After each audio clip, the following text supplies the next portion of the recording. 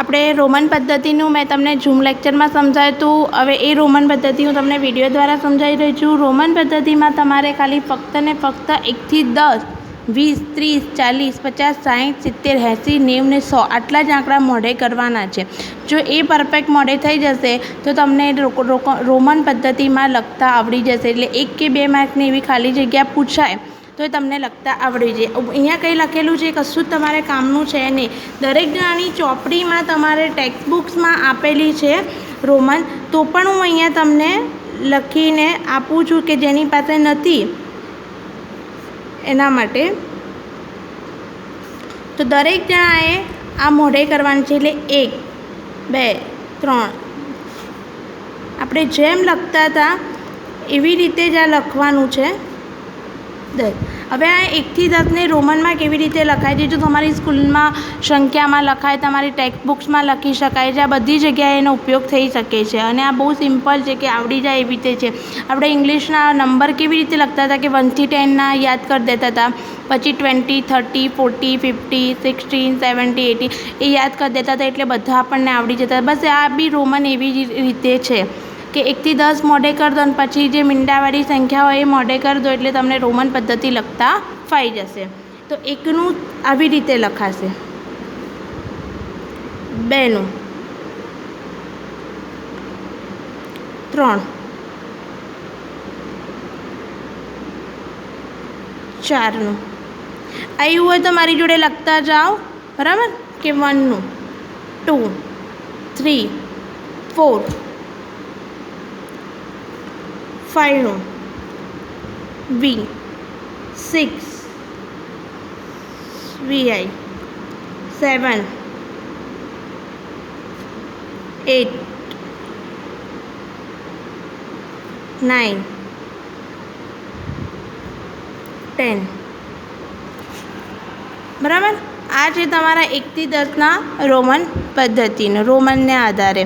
આ તમારે 1 થી 10 મોઢે કરી દેવાના છે. જો 1 થી 10 મોઢે થઈ જશે તો ઓટોમેટિક બધી વસ્તુ તમને લખતા આવડી જશે. કે 1 થી 10ના સ્પેલિંગ મોઢે કરતા હતા તો પછી તમને શું આવડી જતું હતું કે 21 પણ લખતા આવડી જતું હતું. એવી રીતે આ જ વસ્તુ છે. એટલે કે સૌથી પહેલાં તમારે આ પદ્ધતિને મોઢે કરવાની છે.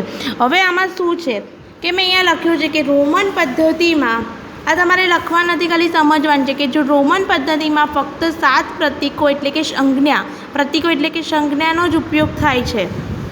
જેવી કે પ્રતીકો એટલે કે કઈ સંજ્ઞા?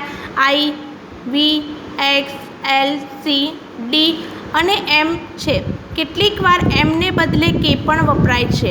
બરાબર? કઈ સંજ્ઞાનો ઉપયોગ થાય છે? તો કે અહીંયાથી મેં જે લખી છે આટલી સંખ્યાનો ઉપયોગ થાય છે, એના સિવાય બીજી કોઈ સંખ્યાનો ઉપયોગ થતો નથી.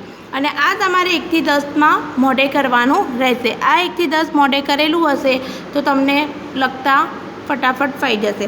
એવી રીતે જો તમને 11નું શીખવાનું, 11 એટલે કે 11, 11નું કેવી રીતે છે? તો કે જો આ શું લખ્યું છે તમારું 1ને તમારે શું માની લેવાનું? 10 છે એવું માની લેવાનું. 1ને શું માની લેવાનું તમારે? 10 છે. તો 10નું શું હતું તમને અહીંયા દેખાય છે? X. 10નું શું હતું? X. તો હવે આ 1 છે તો આ 1નું જો તમારે શું અહીંયા આપેલું છે? I. ન ખબર પડી હોય તો હજી ફરીથી બોલું છું કે હવે અત્યાર સુધીના 1 થી 10 હતા. 1 થી 10 તમારે ટોટલી મોઢે કરવા પડશે. એના પછી છે કે 11. તો 11માં જે તમારો એકમ ને દશક છે એટલે આ શું થઈ જશે? 10 થઈ જશે. કેટલા થઈ જશે? 10. આ પહેલો અંક છે શું સમજી લેવાનો? તમારો 10 છે. તો 10ની સામે શું હતું? X. તમે અહીંયા X મૂકી દીધા. 1. તો 1નું તો તમને ખબર છે, સિમ્પલ મોઢે થઈ જાય. એવી રીતે શું આવશે? 12. તો અહીંયા જુઓ તમે, આ તમારે 1 છે શું સમજી લેવાના? 10. કારણ કે એકમ ને દશક, દશકો એટલે 10. 10માં શું હતું? X. અને 2ની જગ્યાએ શું મૂકી દેવાના? I. સિમ્પલ રીતે. તમારે કંઈ મોઢે કરવાની જરૂર નહીં પડે. આવી રીતે લોજિક યાદ મગજ દોડાવીને આવી રીતે લોજિક કરીને તમારે આખા આંકડા લખી દેવાના. હવે લખું છું 13.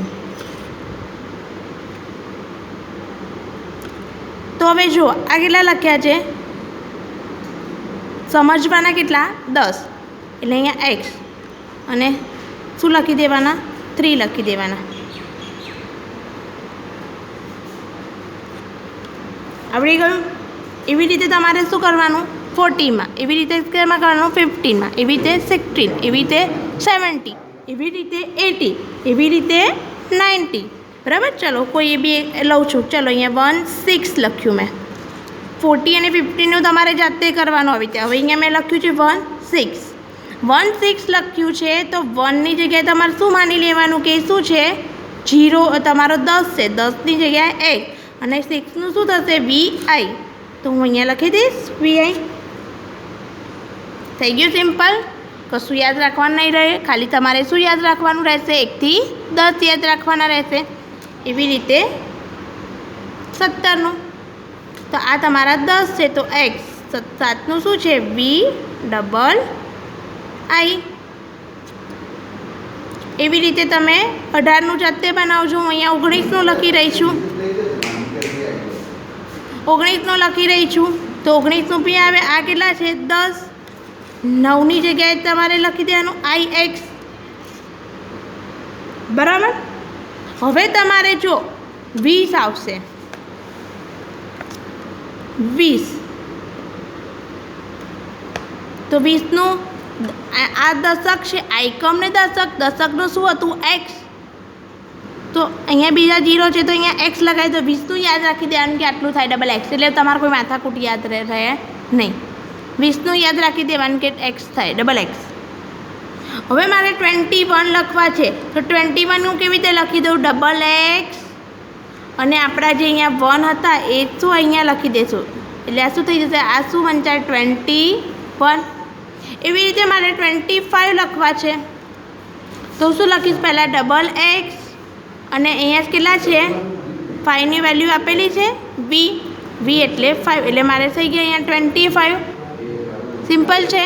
એવી રીતે મારે શું લખવું છે 28 લખવા છે એટલે X કરી દો. અહીંયા 8ની વેલ્યુ શું હતી તમને હવે યાદ હશે કે V∠X.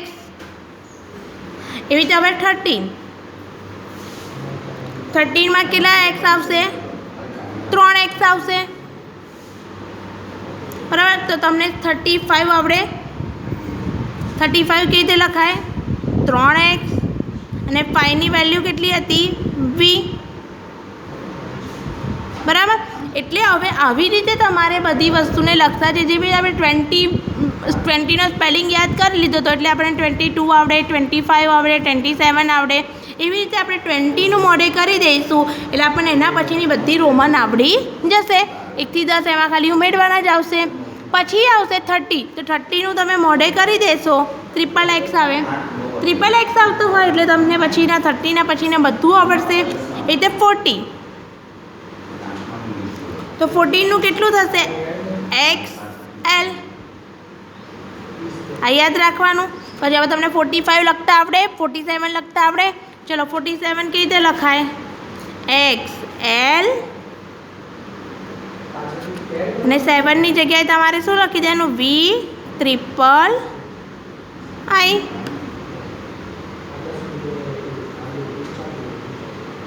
બરાબર. હવે તમારે 15નું યાદ રાખવાનું તો 15નું શું થઈ જશે એકલા L એટલે તમને 57, 58, 59 લખતા આવડે.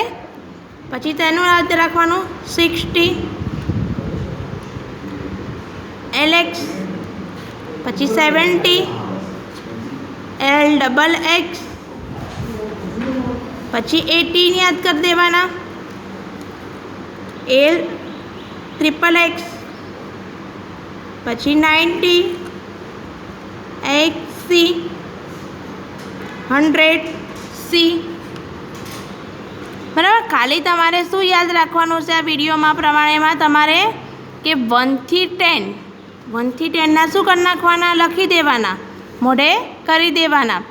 1 થી 10 થઈ જશે એટલે પછી તમારે શેનું યાદ રાખવાનું 20, પછી 30, પછી 40નું 50. બરાબર. આવી રીતે સિક્વન્સ જ આ યાદ રાખવાની. બાકી પછી તમને બધું લખતા આવડશે. ખાલી તમારે શું કરવાનું છે, 1 થી 10 યાદ રાખવાના છે. આ તમારે હોમવર્ક રહેશે કે તમારે યાદ કરવાના છે. યાદ નહીં કરો ત્યાં સુધી તમને આવડશે નહીં. એટલે તમારે 20, 30, 40, 50, 60, 70, 80, 90, 100 આના બી છે આ યાદ કરી દેવાના. હવે 40 યાદ કરો, XL આવે તો 43 લખ્યું હોય તો 43 તમને લખતા આવડે. XL 3નું શું આવે, III, તો XL III લખી દેવાનું. બરાબર. અત્યારે ખાલી 1 થી 10 અને આ જે મીંડાવાળી રકમ છે એ મોઢે કરવાની છે. હવે બીજું છે તમારા માટે,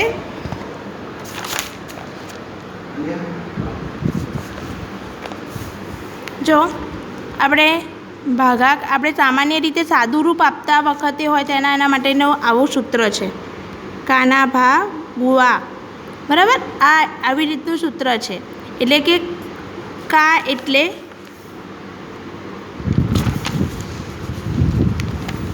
એટલે કૌંસ, ના એટલે ગુણાકાર, ભા એટલે ભાગાકાર, ગુ એટલે ગુણાકાર, વ એટલે વત્તા, ઓ એટલે ઓછા. બરાબર. આ તમે લખી દો ફટાફટ તમારી નોટબુકમાં. કા એટલે કૌંસ, ના એટલે ગુણાકાર, ભા એટલે ભાગાકાર. બરાબર. લખાઈ ગયું હશે.